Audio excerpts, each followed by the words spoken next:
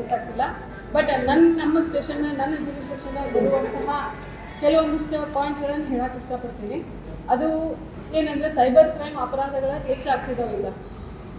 ಯಾವ ಥರ ಅಂದರೆ ಫೋನಿನೊಳಗೆ ನಮ್ಮ ಪೊಲೀಸರ ಫೋಟೋ ಇರ್ತೈತಿ, ನಿಮ್ಗೆ ಅವರು ರೆಗ್ಯುಲರ್ ಕಾಲ್ ಮಾಡೋದಿಲ್ಲ, ಕಂಪಲ್ಸರಿ ವಾಟ್ಸಪ್ ಕಾಲ್ ಮಾಡ್ತಾರೆ, ವಿಡಿಯೋ ಕಾಲನ್ನು ಮಾಡೋದಿಲ್ಲ, ವಾಯ್ಸ್ ಕಾಲ್ ಮಾಡ್ತಾರೆ.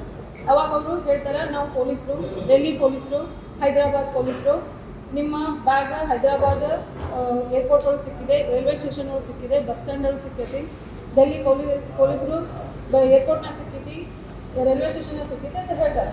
ಹೇಳಿ ನೀವು ನಿಮ್ಮ ಬ್ಯಾಗ್ ಒಳಗೆ ನಿಮ್ಮದು ಆಧಾರ್ ಕಾರ್ಡ್ ಇದೆ, ನಿಮ್ಮ ಅಡ್ರೆಸ್ ಇದೆ, ನಿಮ್ಮ ಫೋನ್ ನಂಬರ್ ಐತಿ, ಆ ಬ್ಯಾಗ್ ಒಳಗೆ ಡ್ರಗ್ಸ್, ಅಫೀಮ, ಗಾಂಜಾ ಇಂಥ ವಸ್ತುಗಳು ಸಿಕ್ಕವು. ಅದಕ್ಕೆ ನೀವು ಏನು ಮಾಡಬೇಕು, ನಿಮ್ಮನ್ನು ಅರೆಸ್ಟ್ ಮಾಡ್ಕೊಂಡು ಬರೋಕೆ ನಾವು ಬರ್ತೀವಿ ಅಂತ ಹೇಳ್ತಾರೆ. ಅವಾಗ ನೀವು ನಾವು ಇಲ್ಲ, ನಾವು ನಿಯರೆಸ್ಟ್ ಪೊಲೀಸ್ ಸ್ಟೇಷನ್ಗೆ ಹೋಗ್ತೀವಿ ಅಂದ್ರೆ ಬೇಡ ಅಂತ ಹೇಳ್ತಾರೆ. ಅವರು ಮನೆಯಾಗ ಯಾರಿಗಾರ ಹೇಳ್ತೀವಿ ಅಂದರೆ ಬೇಡ ಅಂತ ಹೇಳ್ತಾರೆ. ಆ ಟೈಮ್ನಾಗೆ ನೀವೇನು ಮಾಡಬೇಕು, ಆದಷ್ಟು ನಿಯರೆಸ್ಟ್ ಪೊಲೀಸ್ ಸ್ಟೇಷನ್ಗೆ ಹೋಗಿ ಪೊಲೀಸರ ಹೆಲ್ಪ್ ತಗೋಬೇಕು. ನೀವು ಹಾಗೇನಾದರೂ ಅರೆಸ್ಟ್ ಮಾಡುವಂಥ ಪ್ರೊಸೀಜರ್ ಏನಾದರೂ ಇದ್ದರೂ ಅವರು ಡೈರೆಕ್ಟಾಗಿ ಪೊಲೀಸ್ ಸ್ಟೇಷನ್ಗೆ ಬರ್ತಾರೆ.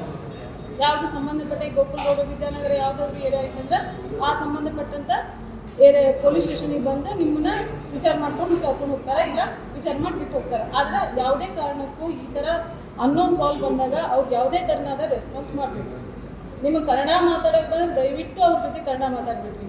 ಕನ್ನಡ ಮಾತಾಡಿದರೆ ಏನಾಗ್ತೈತೆ, ಅವರು ಒಳ್ಳಬ್ಬಸ್ ನಿಮ್ಮ ಜೊತೆ ಏನು ಕೇಳೋಕೆ ಹೋಗೋದಿಲ್ಲ, ಏನಿಲ್ಲ, ಫೋನ್ ಕಟ್ ಮಾಡ್ತಾರೆ. ಆಯಿತು. ಇನ್ನೊಂದು ನೀವಿಲ್ಲ ಇಲ್ಲೆಲ್ಲ ದೊಡ್ಡವರ ಇದ್ದೀರಿ, ಇನ್ನೊಂದು ಕಿವಿ ಮಾತು, ಇನ್ಸ್ಟಾಗ್ರಾಮು, ಫೇಸ್ಬುಕ್ಕು, ವಾಟ್ಸಪ್ಪು, ಟ್ವಿಟ್ಟರ್ ಇಂಥ ಹಲವಾರು ಇವದವು ಆ್ಯಪ್ಗಳಿದಾವೆ. ಆ ಆ್ಯಪ್ನೊಳಗೆ ಯಾರಾದರೂ ಅನ್ನೋನ್ ವ್ಯಕ್ತಿ ನಿಮ್ಮ ಜೊತೆ ಮಾತಾಡ್ತಾ ಇದ್ರೆ ದಯವಿಟ್ಟು ಕಟ್ ಮಾಡ್ಕೊರಿ ಅವರಿಂದ. ಅದರಿಂದ ಹೆಚ್ಚು ತೊಂದರೆ ಆಗೋದು ಹೆಣ್ಮಕ್ಳಿಗೆ ಹೊತ್ತು, ಅದು ಜೆಂಟ್ಸಿಗೂ ಆಗ್ತೈತಿ, ಆಗಂಗಿಲ್ಲ ಅನ್ನಂಗಿಲ್ಲ, ಬಟ್ ಆಲ್ಮೋಸ್ಟ್ ಸಫರ್ ಆಗೋದು ಲೇಡೀಸ್. ಅದಕ್ಕೆ almost ladies Twitter, WhatsApp, Facebook, Instagram ಇಂಥದ್ರಲ್ಲೇ ನೀವು ಯಾವುದಾದ್ರೂ ಅನ್ನೋನ್ ಪರ್ಸನ್ ಜೊತೆ ನೀವು ಮಾತಾಡ್ತಾ ಇದ್ರೆ ದಯವಿಟ್ಟು ಇವತ್ತಿಂದ ಅದನ್ನು ಕಟ್ ಮಾಡ್ಕೊಳ್ಳಿ. ಅವರಿಂದ ನಿಮಗೆ ತೊಂದರೆನೇ ಮುಂದೆ ಹೊತ್ತು ಯಾವುದೇ ಲಾಭ ಆಗೋದಿಲ್ಲ.